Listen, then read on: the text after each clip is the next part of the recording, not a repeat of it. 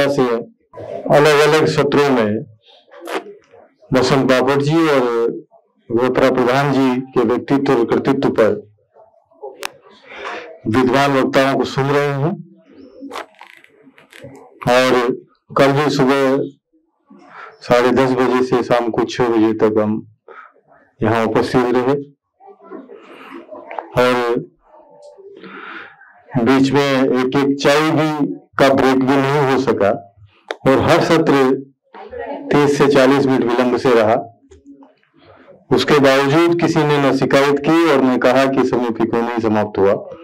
ऐसा लगता था कि जो बोल रहा है वो और भी कुछ बोले तो वो सब ग्राह्य है, क्योंकि सब अपने इन साहित्यिक और सामाजिक विभूतियों को उनके बारे में जानना चाहती है और उनके प्रति आदर, उनके प्रति आप का जो मान सम्मान है वो इन 2 दिनों में खूब देखने को मिला है कि कुर्सियां कम पड़ी, लोग बाहर तक उनको सुनते रहे। मैं साहित्य अकादमी की ओर से और साधना ट्रस्ट की ओर से कोई भी प्रत्यक्ष अप्रत्यक्ष असुविधा आपको रही होगी आयोजन के निमित्त तो हमें माफ कीजिएगा, लेकिन उनमें से अधिक आपकी उपस्थिति ने फिर उस विचार को, उस भाव को और सुदृढ़ किया है कि अभी कहने वाले भी हैं और कहने वाले को सुनने वाले भी हैं। तो आप सबके प्रति आदर व्यक्त करता हूं और कल से आज तक का जो अंतिम सत्र है, समापन सत्र, उस समापन सत्र में ये सुयोग है कि आदरणीय लक्ष्मीकांत जी देशमुख इस समापन सत्र का अध्यक्षता कर रहे हैं। मैं और साहित्यिक और समीक्षक आदरणीय लक्ष्मीकांत जी देशमुख से आग्रह करूंगा कि वह मंच पर इस समापन सत्र की अध्यक्षता करें। इस सत्र का जो समापन भाषण है, इन 2 दिनों में बहुत सारी बातें भिन्न रही है। कल बसंत बापट जी की कविताओं पर ओडिसी की बहुत प्रसिद्ध नृत्यांगना झेलम प्रांजपे जी ने कविता को अलग फॉर्म में प्रस्तुत किया। आज गौरी देशपांडे जी ने अलग फॉर्म में प्रस्तुत किया।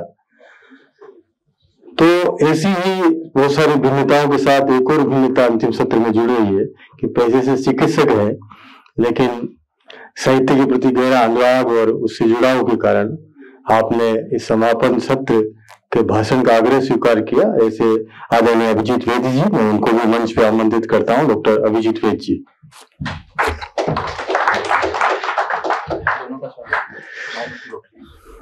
और मंचासीन अतिथियों के स्वागत के लिए मैं न्यायमूर्ति हेमंत कोकले जी से आग्रह करूंगा कि वो दोनों को गौंद बैठकर अभिनंदन करें।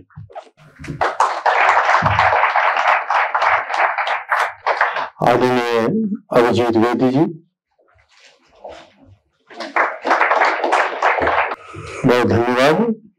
मैं समाहार वक्तव्य के लिए, समापन भाषण के लिए आदरणीय अभिजीत वैद्य जी से आग्रह करूंगा कि वो इसमें बोले। जी जी, परिचय म्हणजे मी अगदी रूढ अर्थाने काही देणार नाही, फक्त या दोन्ही चर्चासत्रांचे समारोपाचे वक्ते कोण असावेत यासाठी मी जरा थोडं जास्त डोकं चालवत होतो की अशा आपण स्वतःच ठरवायचं असतं, आपणच निकष लावायचे आणि आपणच उत्तर पण काढायचे, प्रश्न विचारायचा आपण आणि उत्तरही आपणच। तर कोण अशा व्यक्ती असतील की दिवसभर सकाळी 10, 10:30 पासून तर 4 पर्यंत 6 तास वेगवेगळे चर्चासत्र मधून वेगवेगळे वक्ते ऐकल्यावर, वेगवेगळे विषय कव्हर झाल्यानंतर समारोपाला कोणाचं ऐकायला आवडेल। मग मी काही निकष असे लावले की आता प्रधान सर आणि बापट सर हे दोघेही 100 वर्षांचे असते, जर आता असते तर 101 अगदी अचूक सांगायचं असेल तर, म्हणजे यांच्या बरोबरचे कोणी नाहीत, यांच्या नंतरचे जे कोणी लोक आहेत तेही 80च्या आसपास आहेत, मग त्यांच्या मागचे असतील तर ते 60च्या आसपासचे असतील, ज्यांना कमी अधिक प्रमाणात सहवास लाभला असेल। परंतु 60च्या आसपासचे लोक मला खूप कमी मिळाले, की प्रधान सरांचं वाचलेलं पण आहे, बापट सरांचं वाचलंय, पाहिलंय, अनुभवलंय. पण मला जास्त काळ त्यांचा सहवास लाभलाय अशा व्यक्ती पाहिजे होत्या. आणि एका क्षणी मला असं लक्षात आलं की झेलम परांजपे आणि डॉक्टर अभिजित वैद्य ही दोन अशी माणसं आहेत की बहुधा हे जन्माला आल्यापासून पहिल्या दिवसापासून बापट आणि प्रधान यांनी यांना पाहिलेलं आहे, अंगाखांद्यावर खेळवलेलं आहे. बरं, त्याच्यानंतर त्यांचा झेलमचा पण आणि डॉक्टरांचाही शेवटपर्यंत म्हणजे त्या दोघांच्या मृत्यूपर्यंत अतिशय निकटचा सहवास लाभला. त्याला एक कारण आपण समजू शकतो की डॉक्टर भाई वैद्यांचे हे चिरंजीव सदानंद वर्धेंची ती कन्या आणि मग हे सगळे बापट, प्रधान, भाई वैद्य हे साधारणतः समवयस्क, बरोबर काम केलेले मित्र, सेवादलातून आलेले. परंतु एवढंच पुरेसं नव्हतं. हे दोघेही म्हणजे झेलमताई आणि डॉक्टर त्या दोघांशी बापट आणि प्रधान त्यांच्या मृत्यूपर्यंत ज्या पद्धतीने समरस होऊन त्यांच्या साथीला राहून त्यांच्या बरोबर काम करून वावरत होते, त्यामुळे यांच्याकडचा जो अनुभव आहे, यांचं जे विश्लेषण असेल, यांना त्यांचं जे व्यक्तिमत्व भावलं असेल ते खूप युनिक असेल. म्हणून आपण या दोघांना निवडलंय, एवढं सांगायचं होतं. समारोप. आजच्या या प्रधान सरांवरच्या दिवसभर चाललेल्या चर्चा सत्राच्या अंतिम टप्प्याच्या कार्यक्रमाचे अध्यक्ष थोर साहित्यिक लक्ष्मीकांतजी देशमुख, साधनेचे साक्षेपी संपादक विनोदजी शिरसाट, साहित्य अकादमीचे प्रतिनिधी आणि आपण जमलेले सर्व मान्यवर, प्रथम मी विनोद शिरसाटांचं आभार मानतो की त्यांनी झेलम आणि मी यांच्या वैचारिक घराणेशाहीला विरोध केला नाही. घराणेशाहीला विरोध कसा होतो याचे अनुभव मी अनेक पद्धतीने घेत गेलेलो आहे. आणि वैचारिक घराणेशाही असू शकते किंवा मी कित्येक वेळा आरोग्य सेनेच्या कामासाठी जेव्हा हिंडतो तेव्हा मी सांगतो की सेवेची घराणेशाही असते.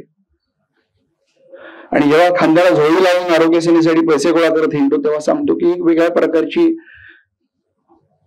घराणेशाही भिक्षुकी आहे, तीही आम्ही पुढे चालवतो. सत्तेशी संबंध येण्याचा समाजवाद्यांचा भाग हळूहळू तुटत चाललेला आहे.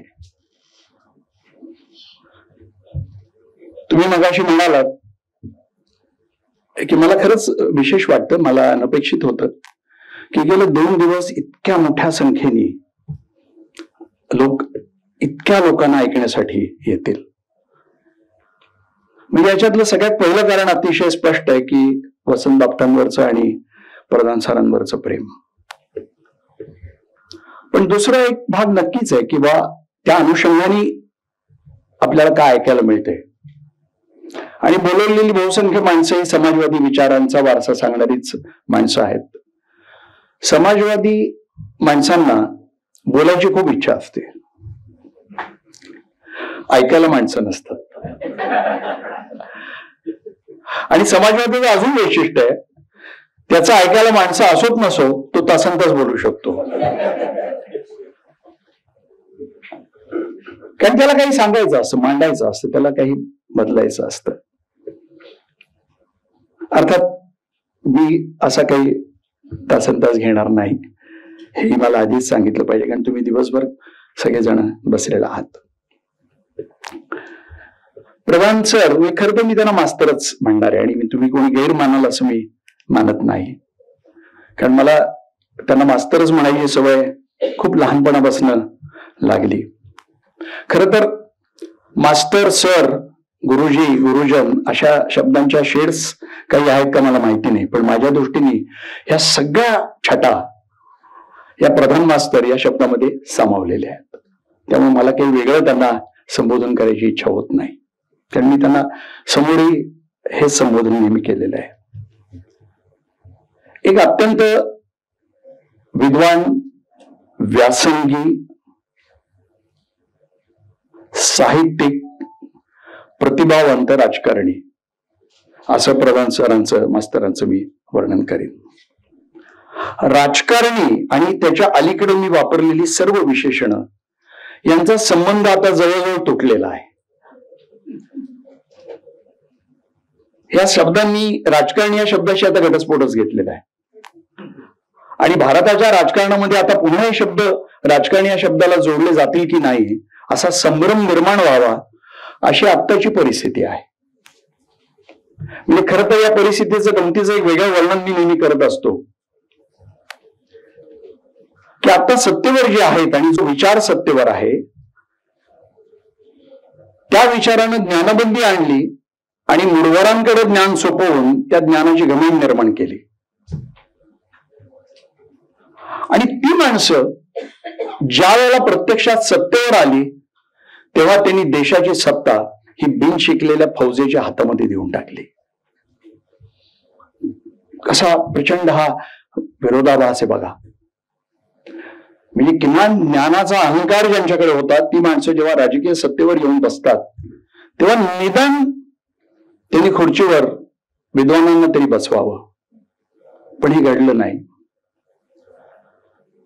प्रधान सर असतील, बापट असतील, खरं तर SM नानासाहेब हे सगळेच मला खूप जवळनं माणसं पाहायला मिळाली. बाई आणि आज बाबांच्या तेवढाच जवळ आहे, पन्नालाजींच्याही तेवढाच जवळ मी वावरतोय. ही सगळी माणसं खरं तर ह्या सर्व मगाशी मी वापरलेल्या विशेषणांना पूर्णपणे योग्य अशी माणसं आहेत की सर्व विशेषण त्यांना आपण वापरू शकतो. पण प्रधान सरांच्या बद्दल अजूनही काही मला वेगळी विशेषण वापरण्याचा मोह आवडत नाही. प्रधान मास्तर म्हणजे एक अत्यंत नितळ, निष्कपट, निस्वार्थ आणि खऱ्या अर्थाने निष्काम कर्मयोगाच्या दिशेला जाणारं असं व्यक्तिमत्व होतं. त्यांचा नितळपणा इतका होता की काही वेळेला लोकांना तो भाबडेपणा वाटायचा. प्रधान सर तसे भाबडे होते आणि तसे भाबडे नव्हते पण. कारण राजकारणामध्ये त्या प्रतिकूल काळामध्ये, कारण तो इंदिरा गांधीच्या झंझावाताचा काळ होता, अशा प्रतिकूल काळामध्ये इतक्या भक्कमपणे राजकारणामध्ये उभं राहून शेवटी विरोधी पक्षनेते पदापर्यंत पोचणं हे काही कुठला भाबडा खोळा माणूस करू शकत नाही. आणि ज्या ज्या पदावर प्रधान मास्तर गेले त्या प्रत्येक पदाला त्यांनी न्याय दिला हे मान्यच करावं लागेल. म्हणजे खरं तर त्यांचा संपूर्ण जो 88 वर्षांचा जो अत्यंत प्रदीर्घ असा आयुष्याचा हा जो काळ आहे त्याच्यातले टप्पे पण फार पाहण्यासारखे आहेत. म्हणजे स्वातंत्र्य लढा, त्यानंतर मास्तरकी, प्राध्यापकी, फर्ग्युसन कॉलेजमधल्या अत्यंत विद्यार्थीप्रिय असे शिक्षक की दुसऱ्यांचे वर्ग सोडून मुलं त्यांच्या वर्गाला येऊन बसायची. या दंतकथा मी कित्येक वेळा मुलांकडनं तरी मी अनेकांकडनं ऐकत आलेलो आहे. त्यानंतर प्राध्यापकी सोडून सोशलिस्ट पक्षाचं पूर्ण वेळ काम, त्यानंतर विधान परिषद 18 वर्ष सातत्याने निवडून येणं, ते थेट विधान परिषदेत विरोधी पक्ष नेते, त्यानंतर साधनेचे संपादक. खरं तर विरोधी पक्ष नेता हा आपल्या संविधानाच्या नुसार एक प्रकारे मुख्यमंत्रीचा एक समांतर पद येते. म्हणजे अशा मोठ्या पदावरचा माणूस हा त्या पदावरनं बाजूला होतो, त्यानंतर पुन्हा निवडणूक लढवायला नकार देतो की ज्या वेळेला खरं तर समाजवादी सत्तेकडे आलेले आहेत. आणि त्यानंतर अशी व्यक्ती साधनेचं संपादक पद पुन्हा खूप काळ स्वीकारते आणि त्यानंतर मास्तरांनी घेतलेली ती निवृत्ती. मला त्यांच्या निवृत्तीचं फार नेहमी एक विशेष जाणवत गेलं. लोकांनी तो सर्वसंग परित्याग मानला, सगळं काही ते कसं सोडून गेले, त्यांनी घर साधनेला देऊन टाकलं. म्हणजे एका घरामध्ये भाऊ आपल्या वडिलांशी इमारतीबद्दल भांडत होते आणि त्या दोन बहिणींनी जेव्हा ही बातमी प्रधान सरांची मास्तरांची वाचली वर्तमानपत्रामध्ये तेव्हा त्या फक्त आल्या आणि त्यांनी पाहिलं मास्तरांना, नमस्कार केला. मास्तर म्हणले काय ग, काय नाही म्हणलं, असा माणूस जो सगळं देऊन टाकू शकतो तो कसा असतोय फक्त बघायचं होतं.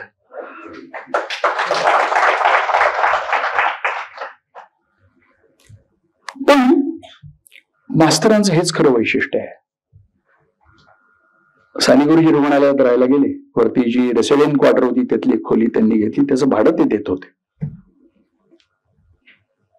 त्या खोलीमध्ये 2च फोटो होते, एक महात्मा गांधींचा आणि एक महात्मा फुल्यांचा. हे मी का सांगतो त्याला काही अर्थ आहे. पहिल्यांदा भेटायला गेल्यावर मला त्यांनी शांतपणे सांगितलं की अरे अभिजित, हे जे सगळं ठीक आहे, लोक म्हणतात मी फार त्याग बीग केला दिलं वेळेला, तुला खरं सांगू का, आणि माझा स्वार्थ आहे त्याच्यात. कारण आता मालू गेली, मला मोबाईल नाही, आजार पण आज ना उद्या येईल, अंतरुणावर आज ना उद्या येईल, मला कोण पाहणार. पण मी अध्यक्ष आहे या संस्थेचा, तर मी काही त्याग बीग काही केलेला नाही. म्हणजे प्रचंड त्याग करून मी हा त्याग केलेला नाही आणि हा माझा काही व्यावहारिक निर्णय असं सांगणारा माणूस बघून मी स्तिमित झालो होतो. कारण कुठलाही त्याग न करता स्वार्थ साधत मी कसा त्याग केलाय हा दिंडोरा पेटण्याचं जग मी बाहेर पाहत होतो. आणि मास्तरांचे रूप थक्क करून टाकणार होतं संपूर्ण. एका बाजूला ते खोटं बोलत होते असंही नाही, त्याच्यात काही सत्याचा भाग निश्चित होता. कारण शेवटच्या काळामध्ये मी स्वतः जवळनं ते पाहिलं, कारण मी सातत्यानं तिथं जात होतो. पण या निवृत्तीच्या आधी मास्तरांचं आणि वहिनींचं, त्यांना वहिनी म्हणायचो, जे एक सहजीवन मला पाहायला मिळालं ते एक फार अपूर्व होतं. आणि याच्यातल्या काही गोष्टी कदाचित अनेकांना माहिती नसतील. वहिनींना हृदयाच्या झडपेचा आजार होता, मी त्यांना पाहत होतो. आणि त्यांनी मला त्याच वेळेला स्पष्टपणे सांगून ठेवलं होतं की अभिजित, काही शस्त्रक्रिया वगैरे मला करायची नाही, आणि मी जर आजारी अधिक पडत अंतरुणावर आले तर मला रुग्णालयात न्यायचं नाही आणि मला सलाईन वगैरे काही लावायचं नाही. वहिनी अंतरुणावर आल्या आणि वहिनींनी स्पष्टपणे प्रधानांना सांगितलं, मास्तरांना सांगितलं की माझं जे काही देखभाल करायची आहे ती तुम्ही करायची. आणि मास्तरांनी स्पष्टपणे हा निर्णय बाकीच्यांना सांगितला की मालूचं जे करायचं ते मीच करणार. आणि तेव्हा मला मास्तर असं म्हणाले की अरे बघ, पत्नी ही आपली प्रेयसी असते, सखी असते, सहचारिणी असते, पण तुला सांगू का, या वयामध्ये ती आपली मुलगी पण असते. आणि मी तिला आता मुलीसारखं सांभाळतो. आणि मी थक्क झालो. 80 ओलांडलेला प्रधान मास्तर, जो विधान परिषदेमध्ये 18 वर्ष होता, एक एवढा मोठा नेता, एवढा मोठा साहित्यिक, ते वहिनींचं अंतरुणावरचं सगळं काही करत होते आणि वहिनी दुसऱ्या कोणाला हात लावून देत नव्हत्या. हे त्यांचं मी आयुष्य जवळनं पाहिलं. आणि प्रधान मास्तरांचं हे रूप एखाद्या राजकारणी नेत्याचं मला असं वाटतं की दुर्मिळ आहे. नाही असं नाही, समाजवादी परिवारातले अनेक नेते हे कमी अधिक प्रमाणात असेच आहेत, पण इतकी सेवा करणारा हा असा नेता मी माझ्या आयुष्यात पहिल्यांदाच पाहिला. आणि वहिनी गेल्यावर स्वाभाविकपणे त्यांना तिथं त्या घरामध्ये राहणं शक्य नव्हतं. वहिनींचं आणि त्यांचं नाते फार अपूर्व असं होतं. एकतर वहिनींचा दवाखाना, त्यांची ती सगळी रुग्णांची धावपळ, घराच्या खालीच होता दवाखाना तो, आणि त्यामुळे त्या व्यापात असायच्या. मास्तरांकडे खूप लोक येणार आणि मग केळी ठेवलेली असायची आणि आलेल्या प्रत्येकाला केळ दिलं जायचं. आता काही लोक थोडे थट्टा करायचे, कारण शेवटी मास्तर राहत होते त्या भागाचं नाव सदाशिव पेठ होतं आणि अनेक कार्यकर्त्यांना ते थोडं खटकायचं. विशेषतः ग्रामीण भागातून आलेले जे कार्यकर्ते असायचे त्यांना थोडंसं खटकायचं, कारण त्यांना एका वेगळ्या पाहुणचाराची अपेक्षा, सवय असायची. पण घरी आल्यावर केळ्याच्या ऐवजी वहिनींनी स्वतः केलेला चहा पिण्याचं भाग्य जे अत्यंत कमी लोकांना लाभलं, त्याच्यात बाई एक होते आणि मी एक होतो. त्यावेळेला मात्र त्या, बस अभिजित मी चहा करणार आहे. मास्तर खूप मुश्किल होते. म्हणजे मला आठवत आहे की एक दिवशी मास्तरांनी, मला वाटतं बाईंनी त्यांच्या कुठेतरी लेखामध्ये हा उल्लेख केलेला आहे, माझ्या समोरच घडलेली घटना आहे, की बघ मालूचन माझा एक करार झालेला आहे तिने मला औषध द्यायचं नाही आणि मी तिला भाषण ऐकवायचं नाही.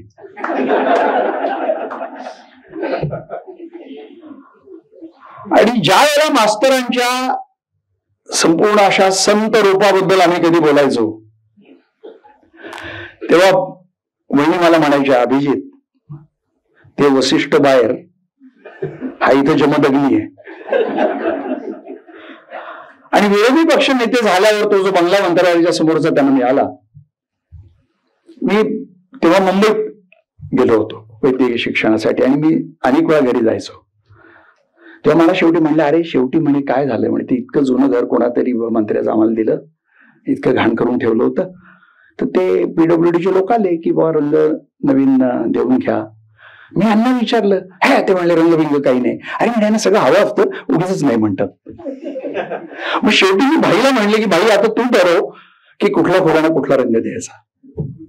भाईंवर नितांत प्रेम होतं. भाई बापू हे सगळे तसे त्यांचे विद्यार्थी, वयाची काही फार मोठी तफावत नव्हती, 7-8 वर्षांची तफावत होती, पण हे सगळे विद्यार्थी. आणि ते मास्तर कदाचित हे नाव यांनीच पाडलं असावं असं मला अनेक वेळा वाटतं.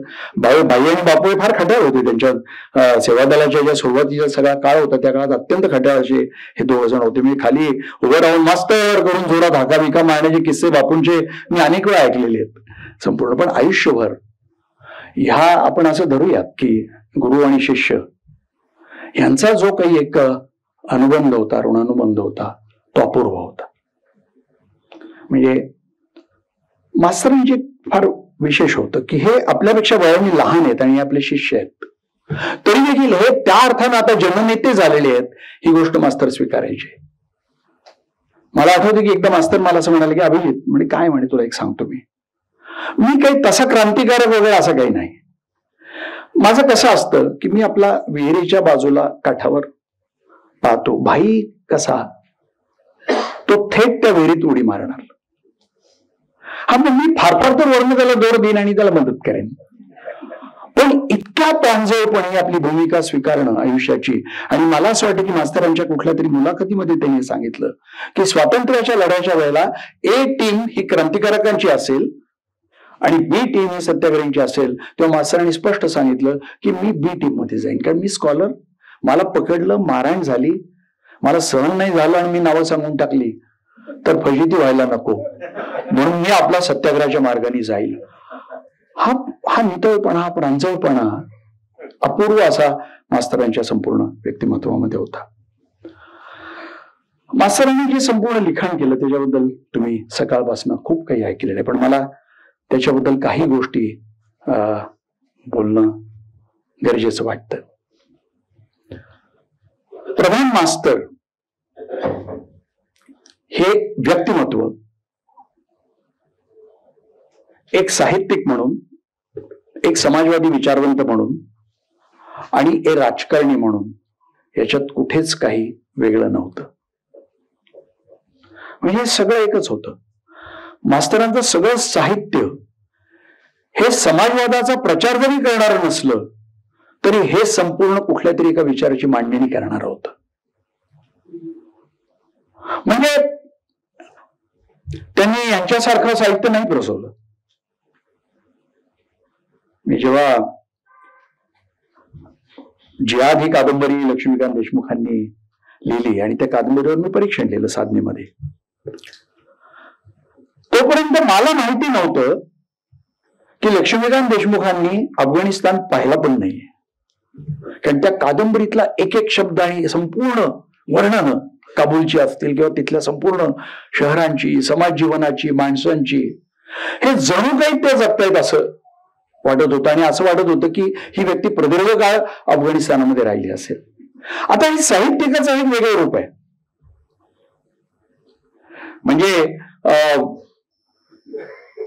जे तो स्वतः जगत नाही ते तो दुसऱ्यांच्या रूपात जाऊन जगतो आणि साहित्य लिहितो. प्रधान मास्तर अशा तऱ्हेचे साहित्यिक नव्हते. त्यांनी साहित्याचे अनेक प्रकार हाताळले, पण अनेक प्रकार हाताळले पण नाही. ते त्याच्या फंदातही पडले नाही. ते काही नाटक लिहिण्याच्या फंदात पडले नाही, ना कधी काव्य लिहिण्याच्या फंदात पडले, ना कधी तशी कादंबरी लिहिण्याच्या फंदात पडले. आणि एवढं करून प्रधान मास्तरांनी जे साहित्य प्रसवलं, माझं स्पष्ट मत आहे ते अत्युच्च दर्जाचं आहे.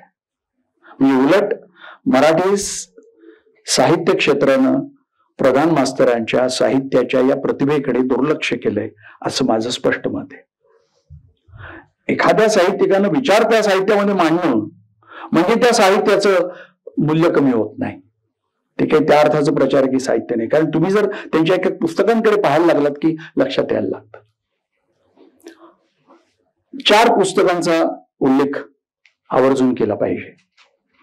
एक म्हणजे टॉलस्टॉयशी पत्रसंवाद, 7 उत्तराची कहाणी, 8 उत्तराची कहाणी आणि आंबेडकरांची मुलाखत. मला ही 4 पुस्तकं अधिक महत्वाची वाटतात. मग स्वातंत्र्य संग्रामाचे महाभारत वगैरे या सगळ्या काही टिळकांचं चरित्र त्यांनी जे काही लिहिलंय त्याच्याही पेक्षा, कारण मला अनेक वेळा असं वाटतं जेव्हा जेव्हा मी पुस्तकं पुन्हा पुन्हा वाचतो आणि ती पुन्हा पुन्हा वाचावीत अशीच पुस्तकं आहेत की टॉलस्टॉयशी पत्रसंवाद हा खर तर मास्तरांचा टॉलस्टॉयशी संवाद नसून स्वतःशी संवाद आहे.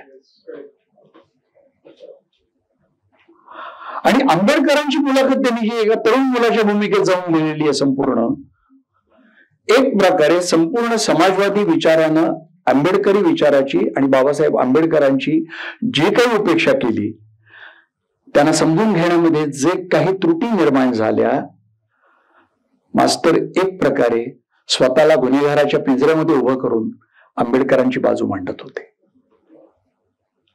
आणि 7 उत्तराची कहाणी, 8 उत्तराची कहाणी या देशातल्या विविध वैचारिक राजकीय प्रवाहांची संपूर्ण त्यांनी मांडणी ती मित्रांच्या रूपाने केली आहे.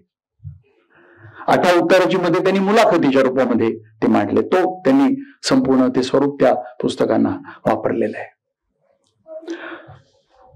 मला नेहमी असं वाटतं की मास्तरांमध्ये एक टॉलस्टॉय होता, एक महात्मा गांधी होता, एक साने गुरुजी होता आणि एवढं करून ते प्रधान मास्तर होते.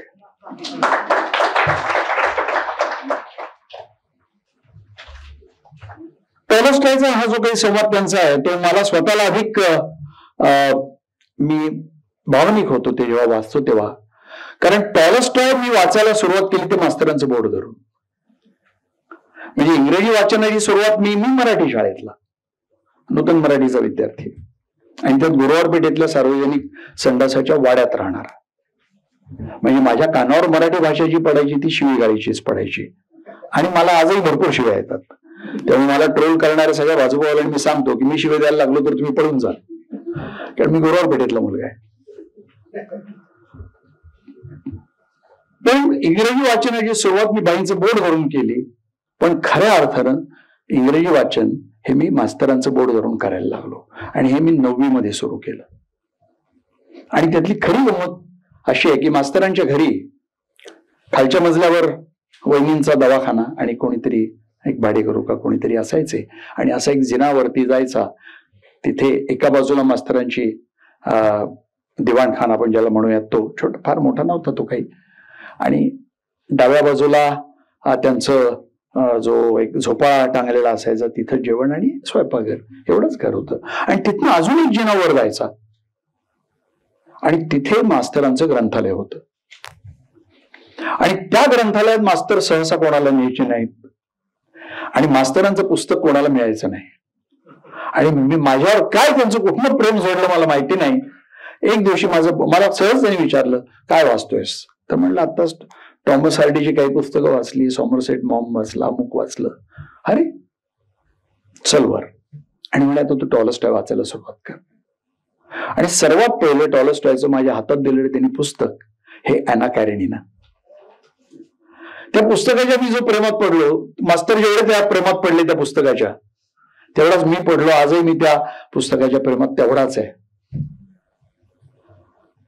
पुस्तक वाचून आलो, त्यांनी मला एक सांगितलं होतं की लवकरात लवकर वाचायचं आणि मला परत आणून द्यायचं, त्यानंतर तुला पुढचं पुस्तक मिळेल. मग पुढे आलं वॉर अँड पीस आलं, मग एक एक पुस्तकं मास्तर द्यायला लागले. मग चाइल्डहुड आलं, ते ॲडोलसन्स आलं, अशी टॉलस्टॉयची एक एक पुस्तकं मी वाचत राहिलो. मग दोस्तोस्की मला म्हणले सुरू कर आता, मेप्सिन सुरू कर म्हणले. असं त्यांचं बोर्ड धरून मी हे वाचन करत राहिलो. त्यामुळे स्वाभाविकपणे टॉलस्टॉयशी संवाद मास्तर साधत असताना त्याच्या पुस्तकाच्या त्याच्या अजरामर साहित्य कृतींची जी जी मास्तरांनी वर्णन केलेली आहेत त्याच्यातल्या अनेक साहित्य कृती ह्या मी त्यांचं बोर्ड धरून वाचलेल्या आहेत. आणि त्यानंतर त्यांच्याशी थोडा का होईना त्या पुस्तकांबद्दल संवाद मला करायची संधी मिळाली. ॲना कारेनिना नंतर मला आठवते की ते मला म्हणले की तुला माहितीये दोस्तोव्स्कीनी काय लिहिलंय त्या पुस्तकाबद्दल. ते म्हणे त्यांनी खरं त्या पुस्तकाचं जे मर्म आहे ते पकडलंय की माणसाच्या मनामध्ये एक दुष्टतेकडे जाण्याची किंवा अनैतिकतेकडे जाण्याची अंतरप्रेरणा असते आणि माणूस सतत त्या दिशेला जात असतो. आणि ही माणसाची प्रेरणा आहे ती फक्त टॉलस्टॉयनं ॲना कारेनिनाच्या रूपानं ती मांडलेली आहे. आणि त्यामुळे तिला व्यभिचारी किंवा ती काहीतरी फार गैरकृत्य करते असं म्हणण्याचा अधिकार समाजाला पण नाही, कारण हे समाजाचं रूप आहे. वॉर अँड पीस जड गेलं, कारण तेव्हा मी तसा खूपच लहान होतो, पण तरी जिद्दीने ते वाचलं. आणि तेव्हा मला मास्तरांनी सांगितलं की अरे लक्षात घे की ऍक्च्युअली प्रत्यक्षामध्ये युद्धाच्या विरोधीचं सगळ्यात मोठं कुठलं स्टेटमेंट असेल तर ते वॉर अँड पीस आहे टॉलस्टॉयचं. तू त्या दृष्टिकोनातून त्या पुस्तकाकडे बघायला शिक आणि मग तुला खूप काही उत्तर मिळतील. आणि त्या संवादामध्ये पुस्तकामध्ये मास्तर मग टॉलस्टॉयशी संवाद करत करत करत पुढे जातात. आणि मग तो जो एक संवाद आहे तो फार अफाट आहे. टॉलस्टॉय आणि गांधी यांचा परलोकातला संवाद. पुन्हा माझं हेच म्हणणं आहे की तो परलोकातला संवाद टॉलस्टॉय, गांधी आणि भूलोकावर असणारे प्रधान मास्तर या तिघांचा संवाद आहे. कारण मास्तरांनी इतक्या स्पष्टपणे त्याच्यामध्ये जे काही एक वाक्य लिहिलंय ना की टॉलस्टॉय गांधींना असं म्हणतो की माणूस हिंसेकडे सतत जात राहतो. हिंसा ही माणसाच्या मनात दडलेली असते, त्याला सतत हिंसेकडे जाण्याचा मोह होतो. पण हिंसेला जर आपण हिंसेनेच उत्तर दिलं तर एक सुळाचं चक्र चालू होतं. आणि जर हे चक्र आपल्याला भेदायचं असेल तर आपल्याला हिंसेला अहिंसात्मक प्रतिकारानंच उत्तर दिलं पाहिजे. आणि हा संस्कार समाजावर आपल्याला घडवला पाहिजे.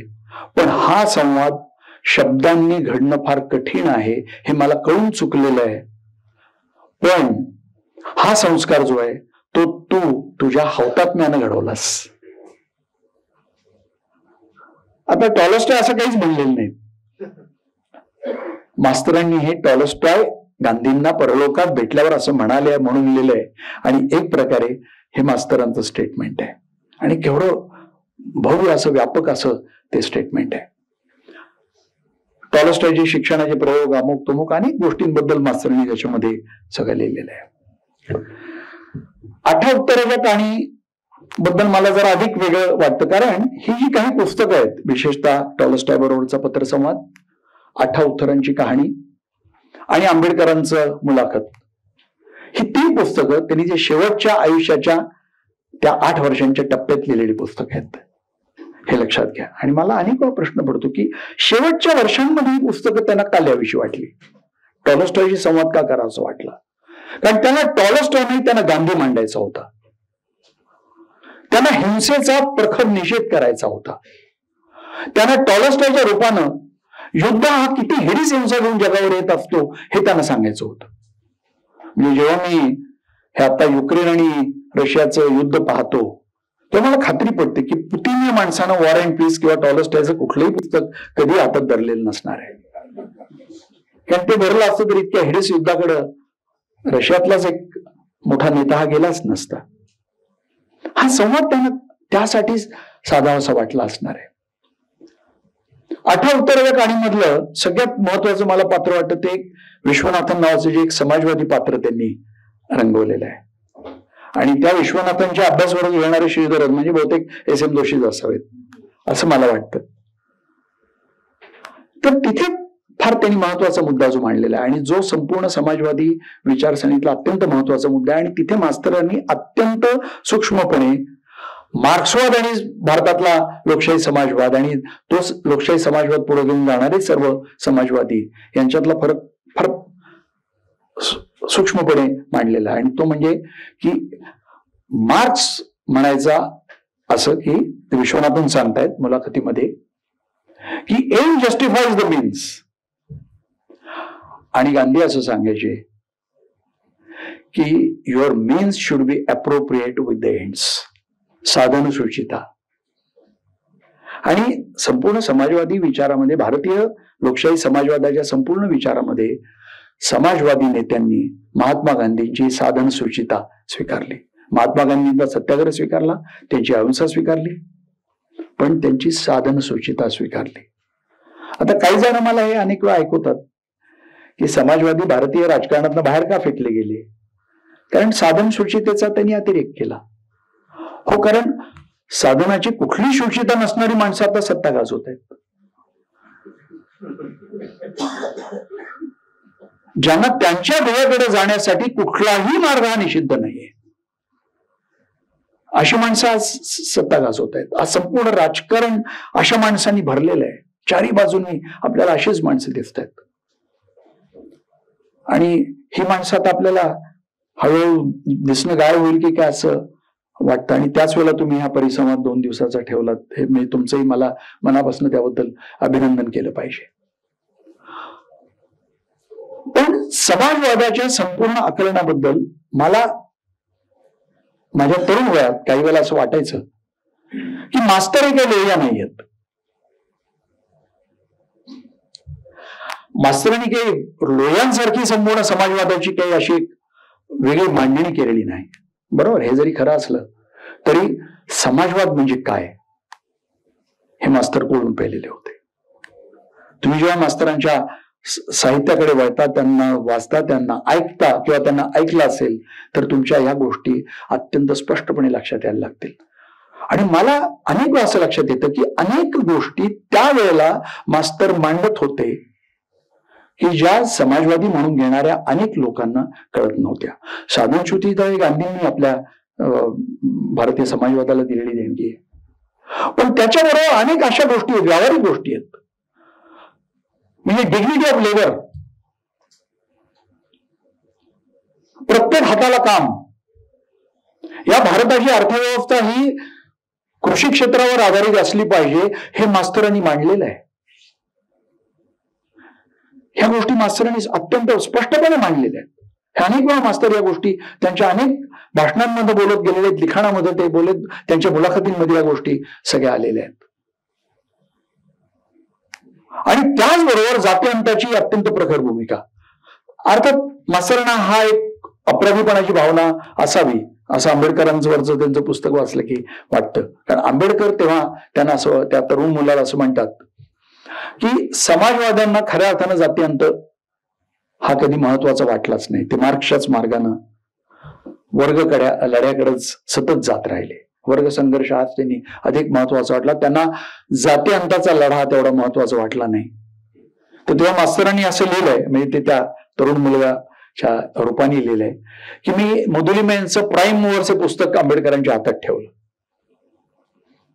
तेव्हा ते म्हणले ही पश्चात बुद्धी आहे, हे ठेव बाजूला पुस्तक. की प्राईम मूव्हर्स मध्ये मुदुलिम यांनी तुमच्याबद्दल किती छान लिहिलंय, ते वाचा तुम्ही, मग तुमचा हा आरोप तुम्ही समाजवाद्यांवर कदाचित करणार नाही. ते म्हणले पश्चात बुद्धी, ठेव बाजूला ते. पण एक मात्र म्हणले मी मान्य करतो, आंबेडकर त्या तरुण मुलाला सांगतात की डॉक्टर राम मनोहर लोहिया हा एकच तुमच्यातला समाजवादी असा होता की ज्याला जाती अंताचं महत्व कळलं होतं. सौम्य पिछडे 60 ही घोषणा जी लोहियांनी दिली. पण अर्थात मला स्वतःला मात्र तसं वाटत नाही, कारण मी तो काही काळी पाहिलेला आहे. हो, संसोपाने बांधी गाठ. संसोपा जरा बोलायला टाळलं मी, तुम्हाला अर्थ कळला असेल तो. कारण अहो काय आपल्याकडे ती गंमत आहे पुन्हा, संयुक्त समाजवादी पक्ष बोलवतो, प्रजा समाजवादी येतो समोर आणि तो म्हणतो की तू त्याचा उल्लेख केलास. म्हणून मी आपला आजकाल थोडासा या बाबतीत थोडासा सुरक्षित मार्ग स्वीकारतो. पण तुम्ही म्हणलं ते अगदी बरोबर आहे, खरी ती घोषणा तशी आहे मुळामध्ये. पण हे मात्र मला थोडंसं असं वाटतं की तसं नाही. अनेक समाजवादी नेत्यांनी, विशेषतः बाईंना तर मी खूप लहानपणापासून पाहिलेलं आहे की फुले शाहू आंबेडकरी विचाराला सेवादल जोडण्याचं काम बाईंनी किती केलं.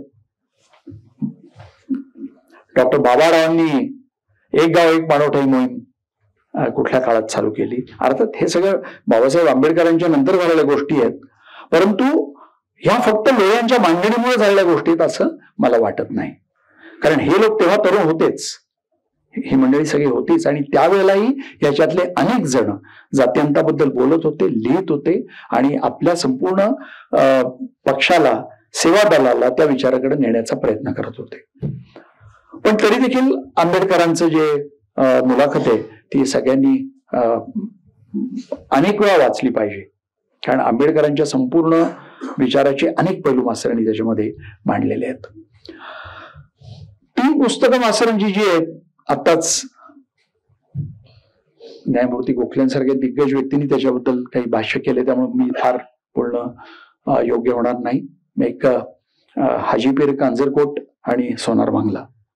मला एवढंच वाटतं, हा रिपोर्टाज आहे, मास्तरांनी पत्रकार म्हणून त्या अर्थानं त्या भूमिकेतनं लिहिलेली पुस्तक आहेत, पण हे मान्यच केलं पाहिजे की सोनार बांगलाच्या वेळेला नुकतंच पाकिस्तानी सैन्य शरण आले आणि मास्तर तिथं पोहोचले होते शिरोमणच्या बरोबर. त्यामुळे ते की परिस्थिती इतकी साधी सामान्य होती असं नाही, काही ठिकाणी हिंसा चालू पण होती, अशा वेळेला ते पोहोचले होते. पण एक फार महत्वाच्या गोष्टीकडे मास्तरांनी या पुस्तकातनं लक्ष वेधलेलं आहे. अनेक घटना लिहिल्यात, अनेक व्यक्ती लिहिल्यात, पण फार महत्वाची गोष्ट लिहिली आहे की ज्या वेळेला फाळणी होत होती त्यावेळेला महात्मा गांधींनी असा इशारा दिला होता की हे फाळणी होऊन पूर्व आणि पश्चिम पाकिस्तान हे असे राहणार नाहीत, आज ना उद्या त्यातनं पुन्हा बंगाल निर्माण होईल.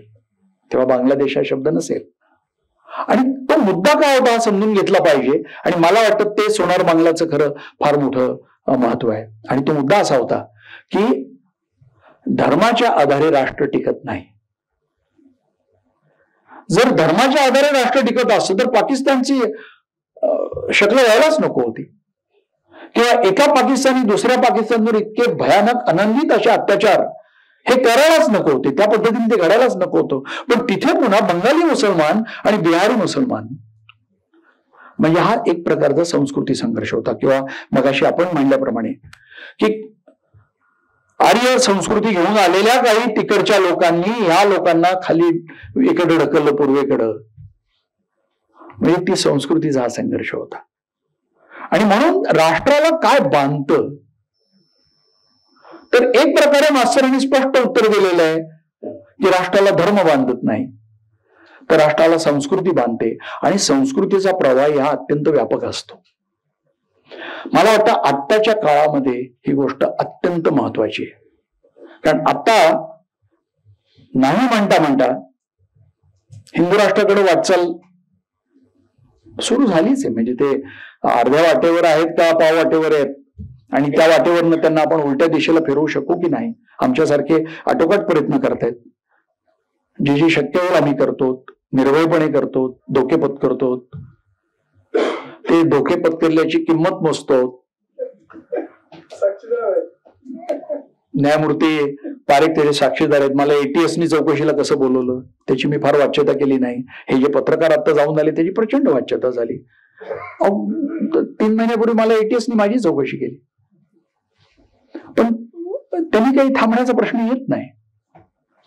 कारण हा देश वाचवायचा आहे, आणि हा देश म्हणजे काय याच्याबद्दल आमच्या मनामध्ये स्पष्टता आहे. आणि ही स्पष्टता प्रधान मास्तरांसारख्या माणसांनी त्यांच्या साहित्यातनं, त्यांच्या जगण्यातनं, त्यांच्या विचारातनं, त्यांच्या भाषणातनं आम्हाला दिलेली आहे. आता एक नवी पद्धत, कुठल्याही हुकुमशाही अशीच पद्धत आहे. उन्मादी राष्ट्रवाद नुसता नसतो, तर जो जो त्या हुकुमशाहीला विरोध करेल तो राष्ट्रद्रोही ठरवणे हा जुना धंदा आहे. हे काय फार नवीन घडणारी गोष्ट नाही आपल्या देशामध्ये आणि जगामध्ये. ज्या वेळेला हे सगळं या पद्धतीने, म्हणजे ही सगळी मंडळी सत्तेवर नव्हती तेव्हा देखील जो जो हिंदू राष्ट्राच्या विरोधी बोलायचा त्या व्यक्तीला देशद्रोही त्यावेळेलाही म्हणलं जायचं. मी स्वतः त्याचा साक्षीदार आहे आणि एक प्रकारचा विक्टिम पण आहे. हे मी ऐकत आलेलो आहे. आणि आता तर सत्ता हातात आलेली आहे संपूर्ण, आणि अत्यंत पद्धतशीर त्या दिशेने वाटचाल चाललेली आहे. आणि मला असं वाटतं की प्रधान मास्तरांसारख्या व्यक्तींनी जे एवढं प्रचंड उदंड साहित्य लिहून ठेवलेलं आहे. मला एकच गोष्टीचं रोखरूप नेहमी वाटते की प्रधान मास्तरांची विधान परिषदेतली भाषणं कुठं नाही आहेत. त्यावेळेला रेकॉर्डिंग होण्याची सोय नसावी. अंतोलींच्या विरोधी जेव्हा अविश्वासाचा ठराव दाखल केला तेव्हा मी त्यावेळेस विधानसभेतलं सर्व जे काही घडलं ते प्रधान मास्तरांच्या विरोधी पक्षनेते पदाच्या साठी असणाऱ्या चेंबरमध्ये बसून ऐकलेलं आहे. अर्थात मी मास्तरांना म्हणलो मला विधानसभेत जाऊन ते ऐकायची इच्छा आहे. मला म्हणलं अरे ते कुठं तिथं ते म्हणे गदारोळा जाऊन बसू तो आपलं माझ्या चेंबरमध्ये बस. आणि ते त्यांच्या गाडीने मला घेऊन गेले. तेव्हा फार सुरक्षित वगैरे एवढ्या गोष्टींचं काही फार नव्हतं. मास्तरांचा आपला बोर्ड धरून मी आपल्या आतमध्ये शिरलो आणि त्यांच्या चेंबरमध्ये जाऊन बसून ते कित्येक तास ती जे सगळं चाललं होतं मृणालताईंचं भाषण भीषण सगळे अजूनही मला ह्या सगळ्या गोष्टी आठवतात. पण प्रधान मास्तरांची 18 वर्षांची प्रदीर्घ कारकीर्द ही विधान परिषदेतील ती मला असं वाटतं की कुठलंही डॉक्युमेंटेशन न होता गेली की काय. एका तरुणाला फेलोशिप देऊन त्या पूर्ण 18 वर्षात त्यांनी काय काय केलं विधान परिषदेत ते करणार फारच चांगली गोष्ट आहे. पण मास्तरांची भाषणं मुळात आपल्याला ऐकायला मिळालं असं तुम्हाला खूप आवडलं असतं. पण ही त्रुटी तुम्ही भरून काढताय. मला असं वाटतं त्यांचं प्रत्येक भाषण हे आपल्याला खूप नवी ऊर्जा देणारं, नवी दिशा देणारं, या देशाच्या अनेक प्रश्नांबद्दल नवं आकलन देणारं, या देशाच्या राजकारणाकडे कसं बघायचं याची एक अधिक प्रगल्भता देणारं आणि या देशात घडणाऱ्या घडामोडींच्या विरुद्ध आपण कसं उभं राहायचं हे सांगणार ठरलं. मास्तर हे त्यांच्या मूळ स्वभावानं क्रांतिकारक जरी नसले तरी मला खात्री आहे आज मास्तर हयात असते तर ते प्रखरपणे आत्ताच्या घडणाऱ्या सर्व घडामोडींच्या विरुद्ध हे थेट रस्त्यावर उतरले असते. आज मास्तर आपल्यात नाहीत. त्यांची आठवण काढून आपण रस्त्यावर उतरायचा प्रण करायला हरकत नाही असं मला वाटतं.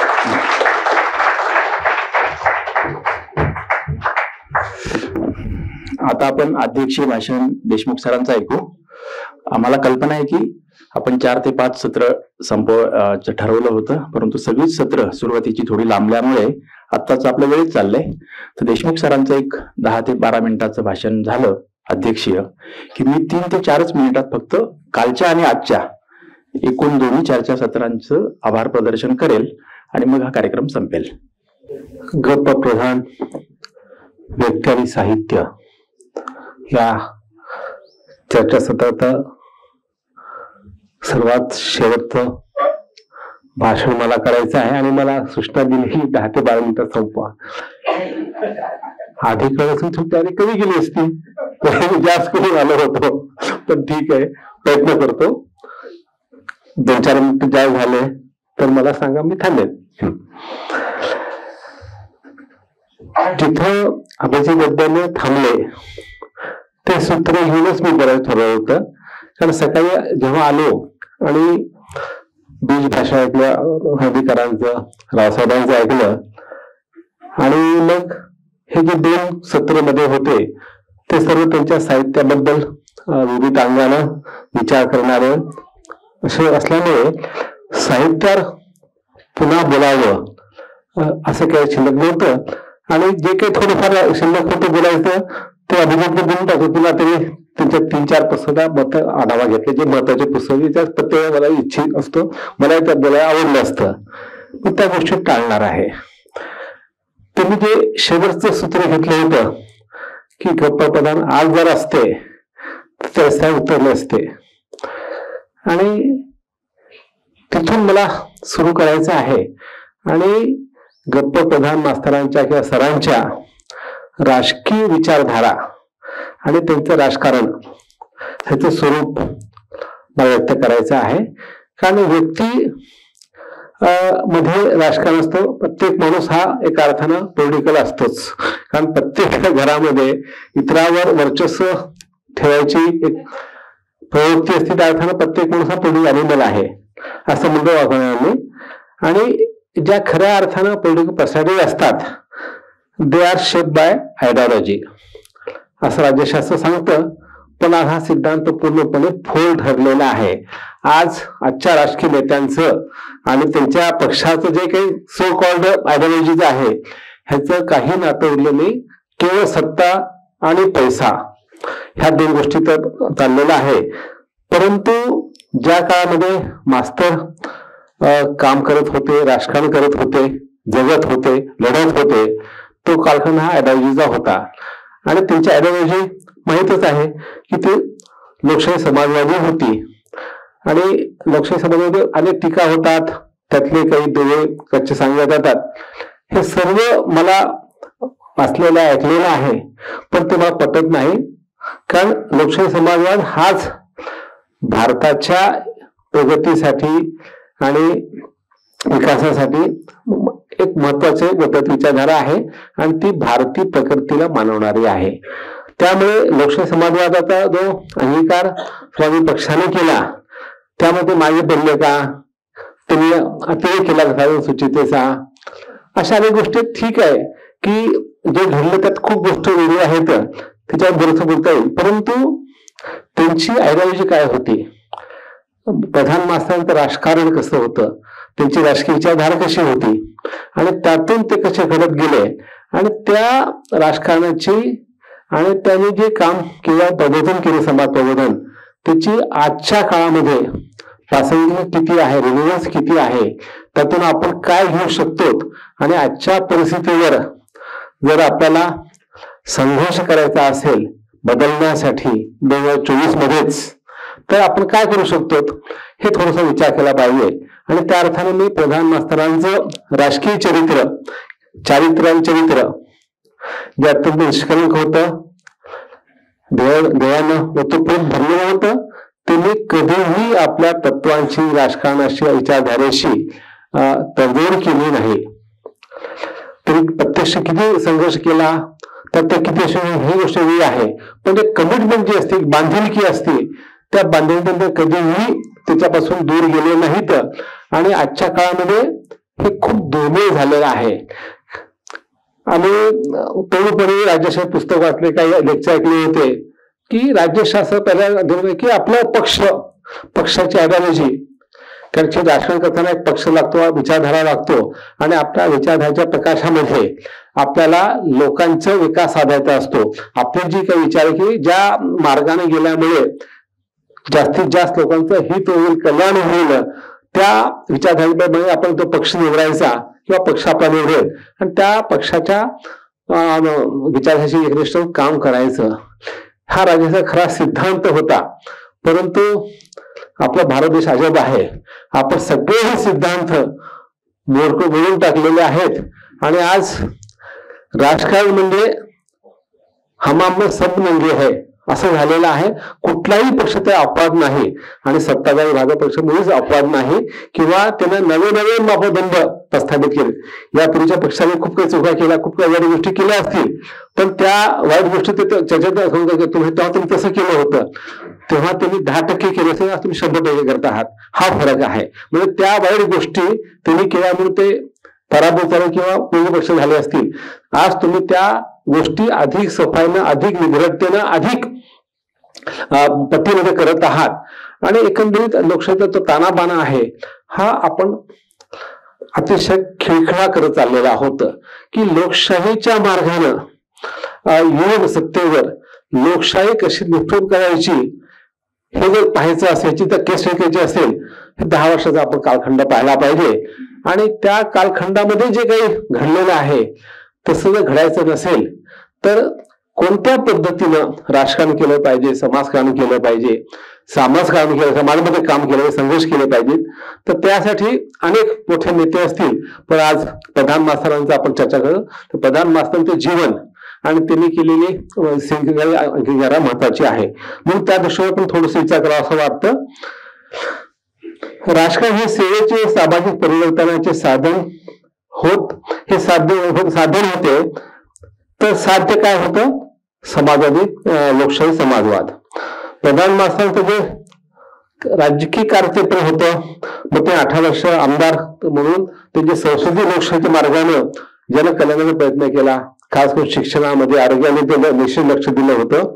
त्या 2 वर्ष विरोधी पक्षनेते असताना त्यांनी जे पूर्ण महाराष्ट्रभर 18 दौरे केले होते आणि तेव्हा मी नुकताच सर्व्हिस जॉईन झालो होतो आणि आमच्या दहिवडीला एकदा प्रधान मास्तर आले होते रोजगार हमी कामाचा आढावा घेण्यासाठी. तेव्हा मला फक्त 6 महिने होतो तिथं, मी 8 महिन्यासाठी तहसीलदार म्हणून तिथं नियुक्त झालो होतो at the part of my training. परंतु तिथं खूप दुष्काळ होता, हे करत होतं आणि तेव्हा त्यांनी ज्या पद्धतीने आमचा कामाचा आढावा घेतला, आम्ही काय केलं विचारलं आणि काही सूचना केल्या, तो तपशील महत्वाचा नाहीये, परंतु ते किती आत्मीयतेनं की दुष्काळाचा सामना करायचा असेल तर एक जे आपण शस्त्र विकसित केलं होतं रोजगार हमी योजनेचं विसा बागेंच्या अध्यक्षतेखाली किंवा त्यांच्या नेतृत्वाखाली, त्याचा वापर कसा केला पाहिजे हे त्याच्या लक्षात आलं. आणि त्यानंतर मी माझ्या सर्व्हिसमध्ये जिथं जिथं काम करायचं होतं तिथं त्या रोजगार हमीचा प्रभावी वापर केला. ज्या कोल्हापूरला कधीही रोजगार हमी काम होत नव्हतं, 1 कोटी पण 30 वर्ष झाले होते, तर मी 3 वर्षात जवळपास 30 कोटी खर्च करून अनेक गोष्टी चांगल्या केल्या समाजापैकी. हे करता येतं, तर हे पाहिलं आणि ह्याचा कुठेतरी माझा प्रभाव होता. म्हणून मास्तरांच्यासाठी लोकशाही समाजवाद हे साध्य होतं आणि त्यासाठी समाजकारण करणं हे साधन होतं. आता स्वातंत्र्याला त्यांनी सहभाग घेतला होता, त्यानंतर राष्ट्रसंघाने सैनिकांसाठी बौद्धिक वर घेऊन त्यांचे मन तयार करायचे, त्यांचे विचार प्रक्रिया करायचे, त्यांचे संस्कार करायचे त्यांच्या समाजाचे. आणि साधन संपादन म्हणून त्यांनी एक लोकशिक्षणाचा जो रसा केला, जे लेखनातून केलेला आहे, हे देखील आपण राजकारणच होतं. आणि 18 वर्ष आमदार असताना ते जे संसदीय लोकशाहीचं राजकारण केलं ते राजकारणच होतं. म्हणजे स्वातंत्र्यापासून तेव्हा त्यांच्यावर त्यांनी त्या सर्व आयडिओलॉजीचा अभ्यास करून आपल्या मनात संस्कार करून घेतले आणि आपली एक विचारधारा पक्की बनवली की आपल्याला कुठलं विचारधारा महत्वाची वाटते, आपण काय केलं पाहिजे. आणि त्यानंतर शेवटपर्यंत ह्या गोष्टी केलेल्या आहेत. म्हणजे एका अर्थात त्यांचं पूर्ण जीवन हे राजकारण राहिलं होतं. फक्त ते आपल्या आजच्या चौकडी निवडणुका निवडून येणं किंवा पद मिळणं असं नसेल. त्यातल्या 18 वर्ष होते, 3दा ते आमदार निवडून आले होते, तो एक महत्वाचा भाग आहे. परंतु हा देखील त्याच्या पहिले जे लोक शिक्षण केलं की लोकशाहीच्या म्हणजे केवळ निवडणुकीचं राजकारण नसतं, निवडणुकीच्या मधल्या 5 वर्षामध्ये निवडणुकीमधलं जे समाजाचं काम करायचं असं ते राजकारण असतं आणि ते करून दाखवलेलं आहे. मग प्रधान मास्तरांचं राजकारण त्यांच्या राजकीय विचारसरणीचा आपण समजून घेतलं पाहिजे. हे राजकारण विचारधारेचे होते आणि खास करून मल्लप्राण समाज विचारधारे होते. सामाजिक न्याय आणि आर्थिक न्याय समता हे त्यांचं ध्येय होतं. आणि जनतेत राहून जनतेचे लढत असताना पक्ष वाढवला पाहिजे ह्या समाजात होतो किंवा विरोधी पक्षांचा एक नारा होता, तो त्यांना मान्य होता.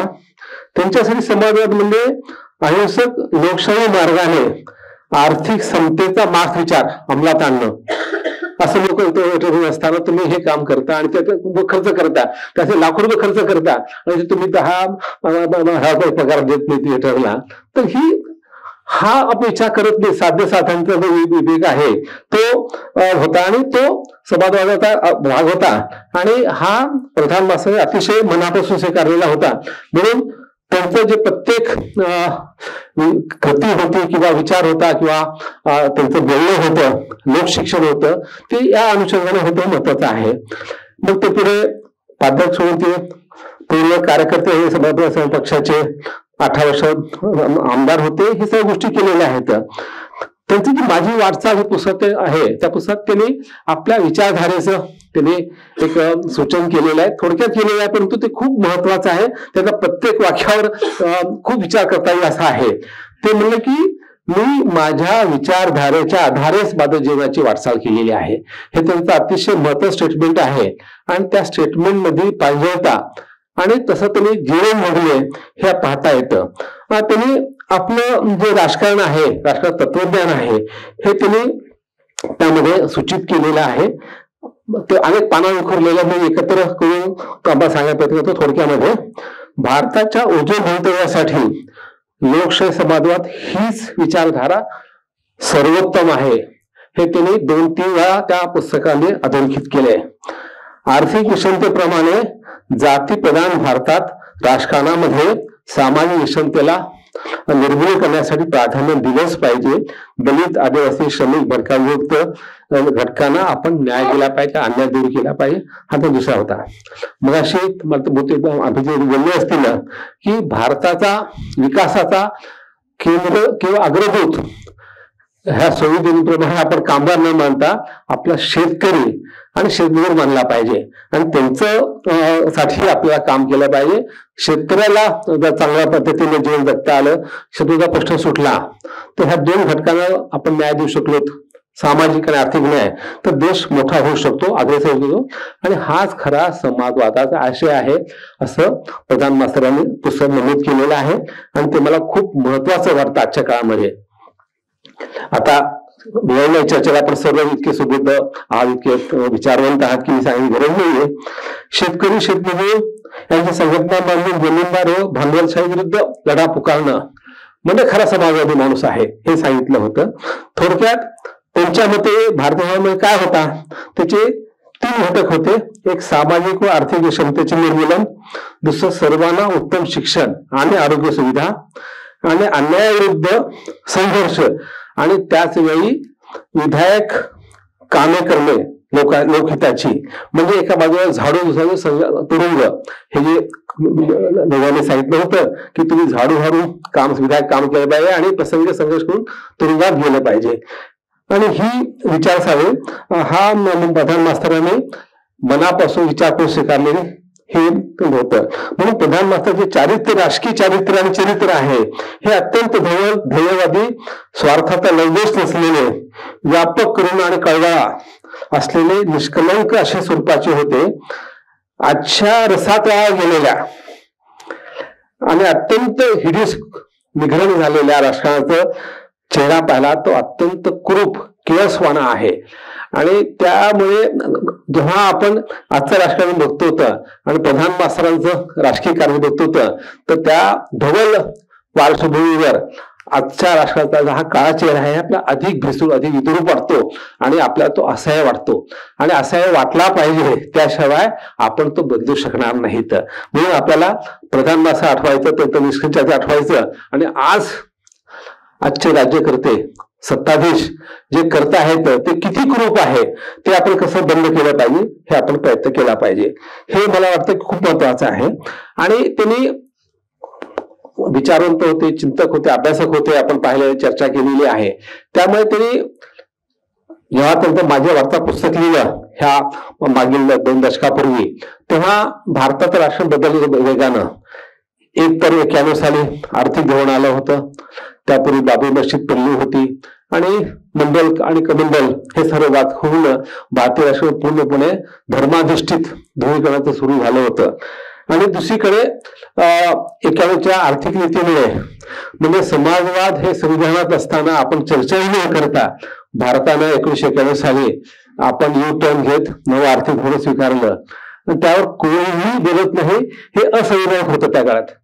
आम्ही कोणी आपण कौतुक करतो त्याचे परिणाम चांगले हरकत नाही करायला, परंतु संसदेची चर्चा करून मान्यता घेतली असती ते केलं नाही. आज संसदेची चर्चा होत नाही, आपण राग करतो, क्षोभ व्यक्त करतो की लोकशाहीची फक्त इमारत बांधली सेंट्रल विस्टा इतक्या 1000 कोटीचा, तिथं पंतप्रधान जातच नाहीत, बांधलं कशाला. म्हणून जेव्हा विरोधी पक्ष बोलले की हे तर मोदी मॉल आहे किंवा मोदी मल्टिप्लेक्स आहे, लोक राग आला. परंतु त्यामध्ये हे म्हणते की तुम्ही संसदेत जातच नाहीत. ह्या 10 वर्षात किती वेळा गेले असतील. प्रत्येक वेळी राष्ट्रपती अभिभाषणाच्या फक्त भाषण करतात आणि संसद सुरू होण्यापूर्वी फक्त 5 मिनिटं 2 मिनिटं एक निवेदन देतात कि जम के बहस करेंगे, हर विषय में चर्चा करेंगे और कानून पास करेंगे सहमती से. सहमती घेऊन असती. त्यामुळे हा जो भाग आहे, त्यामुळे प्रधान मास्तरांना हे सगळं बदलतं चित्र होतं आणि त्यांनी 2 धोके त्या पुस्तकात आधारित केले त्याच्या चिंतनातून, जे आजही आपल्याला महत्वाचे आहेत. की एक म्हणजे नवविज्ञान तंत्राधिष्ठित भांडवलशाही, जिचे लक्षण म्हणजे जॉबलेस ग्रोथ आहे. म्हणजे तंत्र विज्ञानाच्या आधारे अधिक विघटन, अधिक केंद्रीभूत होणारी भांडवलाच्या प्रधान अर्थरचना. हा धोका आहे. आणि आज भारतात धोका हा फार प्रचंड प्रमाणात जाणवत आहे की बेकारीचा आजचं जे स्केल आहे तो इतका जास्त झालेला आहे. आणि दुसरीकडे आपण नवीन टेक्नॉलॉजीचा वापर करत आहोत आणि आता शाळेमध्ये कॉलेजमध्ये AI महत्वाचं आहे आपण सांगत आहोत. त्या गोष्टीचा वापर केला पाहिजे, पण त्याचं प्रमाण आणि त्याचे परिणाम हे लक्षात घेतले पाहिजेत. आपण ते घेत नाहीत. आणि दुसरा जो धोका त्याला वाटत होता त्या काळामध्ये 20 वर्षापूर्वी, तो म्हणजे हिंदू राष्ट्रवादी विचारधाराचा आहे.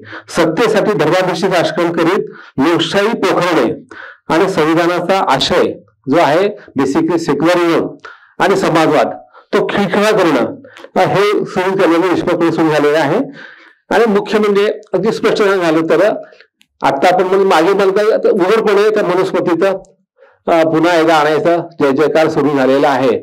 आणि त्याची सुरुवात एक मोठे अर्थतज्ञ पंतप्रधान सल्लागार असलेले सदस्य बिबेक देबराय यांनी now time has come for to write a new constitution. ही कॉन्स्टिट्यूशन जी आहे ती 1935ची भ्रष्ट आवृत्ती आहे. आपलं संविधान म्हणजे डॉक्टर आंबेडकरांनी जे विजन दिलं, जे पंडित नेहरू अभिटेशन केलं, जे प्रियांबल झालं, हे सगळं ते बुडीत काढलं आणि नवीन केलं. काय हे 1935 आहे. 35चा तर काही भाग नक्कीच आहे, त्यात आपण आकडून चालणार देखील नाहीये. परंतु ते आणि तुम्ही 100-125 दुरुस्ती केल्यामुळे मग घटना राहिलीच कुठे? मग ते बदलते काय आहे? मग त्यांनी काय केलं की सरासरी 50 ते 60 वर्षापेक्षा जास्त संविधान चालत नाही कुठल्या देशामध्ये, असं करून ते जे केलेलं आहे. आणि त्या कोणी क्वेश्चन करत बेसिक स्ट्रक्चर थिअरी म्हणतो की बेसिक स्ट्रक्चरची थिअरी आहे की संविधानाचं जे प्राणतत्व आहे ते बदलता येणार नाही. हे क्वेश्चन सुरू केलेलं आहे. त्यामुळे कुठेतरी आपल्याला पुन्हा एकदा हे संविधान ह्या नव्या राज्यकर्त्यांना त्यांचं जे त्या गाठायचं आहे ते हिंदू राष्ट्र करायचं आहे, त्यामध्ये अडथळा संविधानिक असल्यामुळे त्यांनी ते सगळे क्वेश्चन सुरू केलेला आहे. हा एक भाग धोका आहे. दुसरा भाग म्हणजे ह्यांनी ह्या 8 वर्षामध्ये काय केलं की लोकशाहीचं रूपांतर वांशिक लोकशाहीमध्ये केलं. इथनिक डेमोक्रेसी म्हणजे मेजॉरिटी लोकांचं राज्य, मेजॉरिटी लोकांना सर्व प्रायमसी, त्यांना अधिकार आणि इतरांना दुय्यम लेखणं, तुम्ही देऊन नाही करणं आणि त्यांना निष्पक्ष राहणं. आणि त्यामुळे आज हे अगदी स्पष्टपणे सांगितलं पाहिजे की आज भारतामध्ये मुस्लिम हा इनसेक्युअर आहे.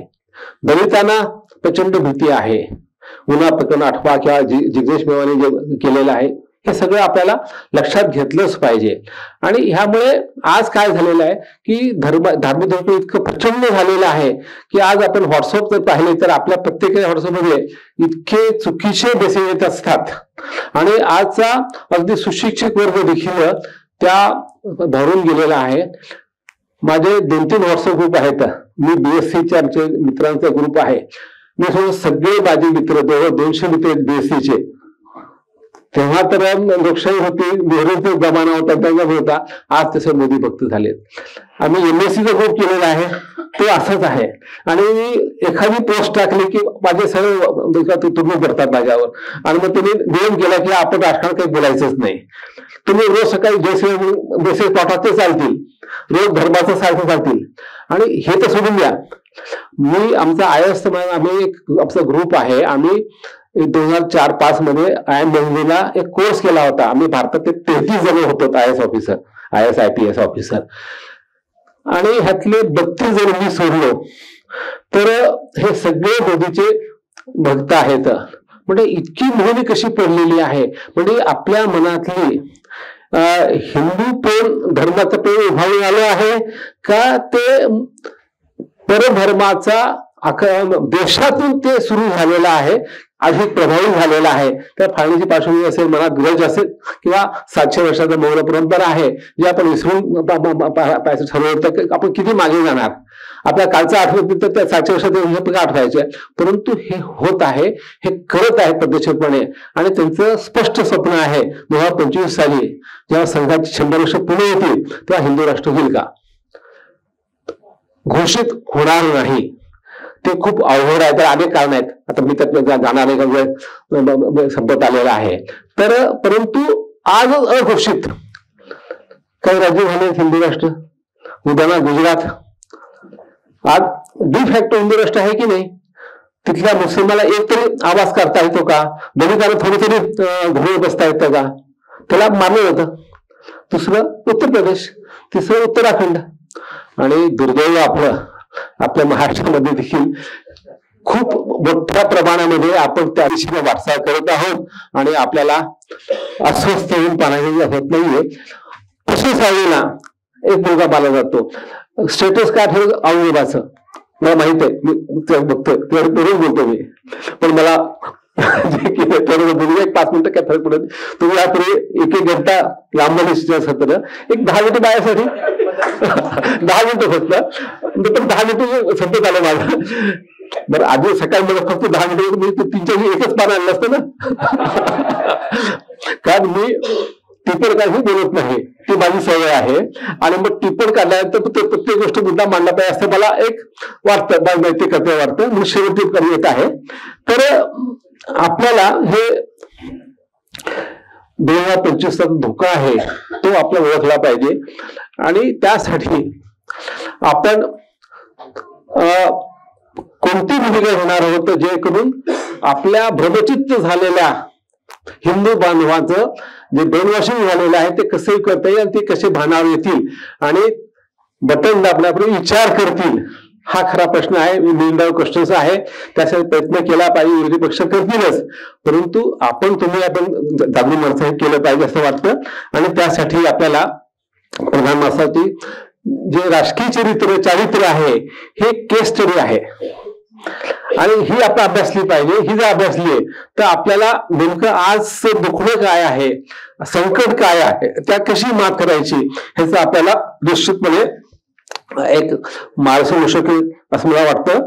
म्हणून आपल्याला हे करणं महत्वाचं आहे. म्हणून हे दोन्ही संकट आहे, एकीकडे भांडवलशाही तंत्रनिष्ठित, यामध्ये कमी शिकलेल्या माणसांना रोजगार मिळत नाही, फक्त बुटभर लोकांना, हायटेक एज्युकेशनच्या लोकांनाच फक्त मिळणार आणि दोन्ही भारत जाणार, हे मोठं संकट आहे.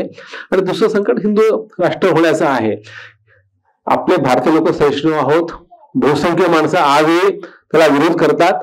तर हा विरोध एकवटला गेला ते होऊ शकेल. प्रश्न सत्तर कोण येतो कोण जातो हा महत्वाचा नाहीये की तुम्ही कुठली विचारधारा पुढे पुशअप करता. जी गोष्ट अत्यंत चुकीची आहे, मागासलेपणाची आहे, प्रतिगामी आहे, विज्ञान विरोधी आहे, अशी विचारसरणी आपण भेटणार असू तर त्यातून देशाचं कुठे पुढे होणार आहे, देश मागे जाणार आहे. आपल्याला देश पुढे न्यायचा आहे, म्हणून आपल्याला हे केलं पाहिजे. आणि त्यासाठी प्रधानमंत्र्यांचं माझं वाटचाल हे आत्मचित्र खूप महत्वाचं आहे, ते वाचावं. हे केस स्टडी आहे की एक मनुष्य आपल्या जीवनामध्ये किती वैचारिक बांधिलकी स्वीकारून जे काम करतो त्या कामामध्ये कधीही कुठली चूक किंवा त्या विचारधारेच्या परंपरेशी निसर्ग असं काही वागत नाही. तर आपण आपली कृती, उक्ती, विचार आणि कृती ही जर आपण अद्वैत बाळगलं तर आपल्याला लोक सिरियसली घेतील. आज आपल्या लोक सिरियस का घेत नाहीत? आपण बोलतो पण काही करत नाहीत. आता आपण बोलण्याबरोबर करायला शिकलं पाहिजे आणि करण्याचं काम आपल्याला प्रधानमंत्री दाखवू शकतील, त्यांचं पुस्तक दाखवू शकतील, त्याची विचारधारा दाखवू शकेल. तिचा आपण अभ्यास केला, आपण चिंतन केलेलं आहे. प्रश्न असा आहे की गांधी म्हणल्याप्रमाणे तुम्ही किती वाचता, किती तुम्हाला कळतं हे महत्वाचं नाही, ते वाचल्यानंतर कळल्यानंतर तुम्ही किती कृती करता महत्वाचे. आता कृती करायची वेळ आलेली आहे आणि ती कृती काय करायची आहे ह्याचा विवेक तुम्हाला जर नसेल तर आपल्याकडे दुर्दैव आहोत. हा विवेक आपण पाळला पाहिजे, जागवला पाहिजे आणि कृती केली पाहिजे. ती वेळ नक्कीच आलेली आहे आणि तो हा इशारा प्रधानमंत्र्यांच्या चिंतनातून मला जाणवला, तो प्रस्तुत करायचा प्रयत्न केलेला आहे. मी पुन्हा एकदा प्रधानमंत्र्यांना माझे श्रद्धांजली वाहतो आणि थांबतो. धन्यवाद. जय महाराष्ट्र. आभारासाठी 5 मुद्दे 4 मिनिटात संपवण्याचा प्रयत्न करतो. पहिला, साहित्य अकादमीच्या कडून प्रधान सर आणि बापट सर यांच्या शताब्दीच्या निमित्ताने, जन्मशताब्दीच्या निमित्ताने अशी चर्चासत्र घेण्याची कल्पना ही मुळात जून 2021 आहे. त्यावेळी मराठी भाषा साहित्य अकादमीचा जो विभाग असतो त्याचे प्रमुख रंगनाथ पठारे सर होते आणि ओमप्रकाश नागर हे प्रभारी अधिकारी होतेच. तेव्हा त्यांनी तो प्रस्ताव आपल्याकडे दिला होता, तेव्हाच आपण तो मान्य केला होता. आणि मागच्या वर्षभरात म्हणजे 21-22 ही दोन्ही चर्चासत्र व्हावीत अशी कल्पना होती. परंतु मुळात अकादमीकडे पुढचे ठरलेले असतात एक वर्षभरातले काही चर्चासत्र, त्यामुळे ते आता थोडेसे उशिरा झालेत. या सगळ्या प्रक्रियेत आत्ताच्या या 3-4 महिन्यात जेव्हा हे सगळं ठरवलं, तर साहित्य अकादमीचे आत्ताचे जे केंद्रीय कार्यकारी मंडळाचे सदस्य आणि अर्थातच मराठी भाषा विभागाचे निमंत्रक विश्वास पाटील सर आणि ओमप्रकाश या दोघांचाही पूर्ण सपोर्ट, जे काही करायचंय ते सगळ्या बारीक सारीक नियोजनाच्या संदर्भात आपली फ्रेम जी काही असते अशा प्रकारच्या कार्यक्रमाची, मात्र तिच्या बाहेर जाऊनही कसं आपल्याला अधिकाधिक चांगला कार्यक्रम करता येईल याचं त्यांनी सतत जे सहकार्य दिलं, त्यासाठी साहित्य अकादमीचे ते 2 सदस्य आणि अर्थातच सकाळी आणि काल पण जे होते आपल्या बरोबर के श्रीनिवासन, या तिघांचे विशेष आभार मानले पाहिजेत. दुसरं सर्वच वक्ते, म्हणजे काल आणि आज 2 दिवसात मिळून एकूण 26 वक्ते आपण बोलावले होते आणि या 26 पैकी एकही वक्ता अनुपस्थित राहिलेला नाही. सगळेचे सगळे आलेले आहेत. कोणालाही परत फार रिमाइंड करावं लागलं नाही. म्हणजे आम्ही नियोजन व्यवस्थित करत होतो हे खरंय, परंतु प्रत्येकाने व्यवस्थित लक्षात ठेवलं होतं. उत्साहाने ते सहभागी झाले, त्यामुळे त्यांचे आभार मानले पाहिजेत. अर्थात यातले काही वक्ते असे आहेत की ज्यांना आभार मानण्यापेक्षा ते बरोबर होते या 2 दिवसात, याचा आनंद व्यक्त करणं जास्त आवडेल. ज्यामध्ये डॉक्टर अभिजित आहेत किंवा झेलम परांजपे आहेत आणि इव्हन लक्ष्मीकांत देशमुख सर आहेत. अर्थातच आमचे साधनाचे कार्यालयीन सहकारी सगळे 18 लोक आहेत आमचे, आणि आमच्या एकाच वेळी एक साप्ताहिक चालू असतं, प्रकाशनाची पुस्तकाची कामं चालू असतात, डिजिटल विभाग आमचा चालू असतो, त्यामध्ये ऑडिओ बुक्स आहेत, ई बुक्स आहेत, कर्तव्य डिजिटल पोर्टल आहे, अनेक छोटे मोठे कार्यक्रम आहेत, प्रशासकीय कामं असतात. तर हे सगळं चालू ठेवणारे ही 17-18 माणसं आहेत. जेव्हा केव्हा मी बाहेर जातो आणि लोकांना अपेक्षा मागवतो तर खूप अपेक्षा येतात, हे व्हायला पाहिजे, ते व्हायला पाहिजे, ते व्हायला पाहिजे. मी म्हणतो की सगळंच मला मान्य आहे, याच्यापेक्षा किंवा याला मल्टिप्लाय बाय 10 इतक्या अपेक्षा तर माझ्याच आहेत आमच्याकडून, साधनेकडून. फक्त मला सांगा की साधनेमध्ये किती लोक काम करत असतील असं वाटतं. मग कोणी सांगतो की 90, 100, 110. जेव्हा मी त्यांना सांगतो की 16 ते 18 एवढी आमच्याकडे काम करणाऱ्यांची संख्या आहे, तेव्हा मात्र ते फार चकित होतात. आणि त्याचं कारण आमच्या लोकांची कार्यक्षमता, तंत्रज्ञानाचा खूप चांगला वापर करणं आणि अर्थातच खूप वेल विशर्स जे आम्हाला स्वयंसेवी पद्धतीने मदत करायला तयार असतात. त्यामुळे त्यांच्या बळावरच हे सगळं होऊ शकतं. अन्यथा पूर्ण 2 दिवस सगळ्या चर्चासत्रांना मी पहिल्या रांगेत खुर्चीवर बसून आहे आणि बाकी सगळं स्मूथली चालू आहे असं घडलं नसतं, हे तुमच्याही लक्षात आलं असेल. तिसरा मुद्दा, बापट सर आणि प्रधान सर आणि यदुनाथ आणि अर्थातच साधना परिवारातले अन्य अनेक लोक, नानासाहेब गोरे असतील, SM जोशी असतील, या सगळ्यांचा जो वारसा आहे ना, तो वारसा का कोणास ठाऊक पण पुस्तक रूपाने पूर्वी पब्लिश झाला, नंतर ती पुस्तकं आउट ऑफ प्रिंट झाली, मग ती मिळत नाहीत, मग त्याचे कॉपीराईटचे प्रश्न आहेत. ती स्वतः पब्लिश करायला स्वतः उत्सुक नव्हती ही माणसं. म्हणजे बापट सर आणि प्रधान यांच्याच हयातीत त्यांची पुस्तकं 10-10, 15-15 वर्ष आउट ऑफ प्रिंट होती.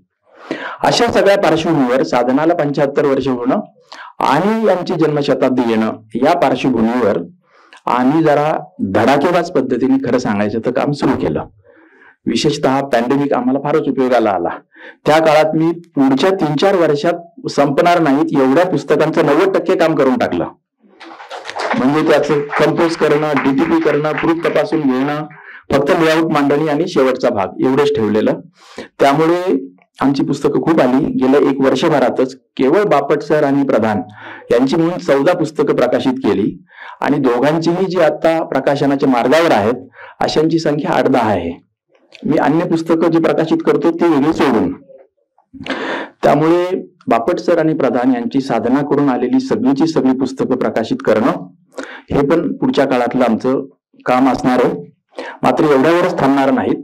यातली शक्य असतील ती ऑडिओ बुक्स, या सर्वांची ई बुक्स केलेले आहेत, इथून पुढे होत राहणार आहेत. शक्य असेल ती ऑडिओ बुक्स आणि काहींचे अनुवाद हिंदीमध्ये, इंग्रजीमध्ये, कन्नडमध्ये.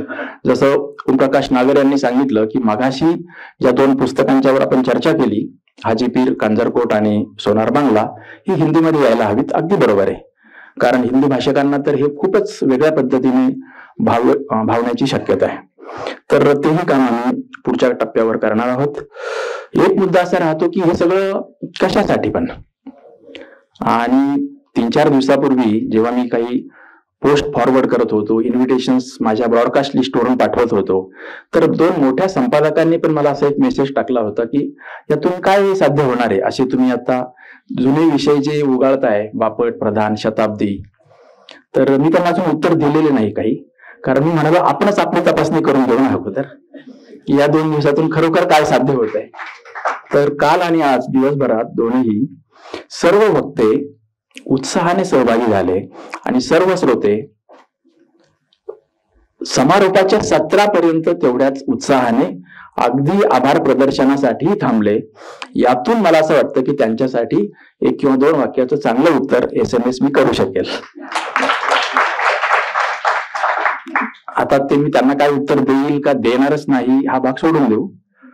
कधी कधी उत्तर न देणं हे जास्त चांगलं उत्तर असू शकतं, परंतु तुमच्यासाठी म्हणून मला सांगायला हरकत नाही. आणि अर्थातच आमच्या सहकार्यांना हा सगळा जो वारसा आहे, या वारशाच्या खांद्यावर उभं राहूनच आपण खरं तर ही वाटचाल करतोय. ही वाटचाल आपल्याला अधिक चांगली करायची असेल तर हा वारसा अधिक बळकट केला पाहिजे, त्याला पुन्हा पुन्हा उजाळा दिला पाहिजे. हे या चर्चासत्रांचं प्रयोजन. सर्वांना थँक्यू.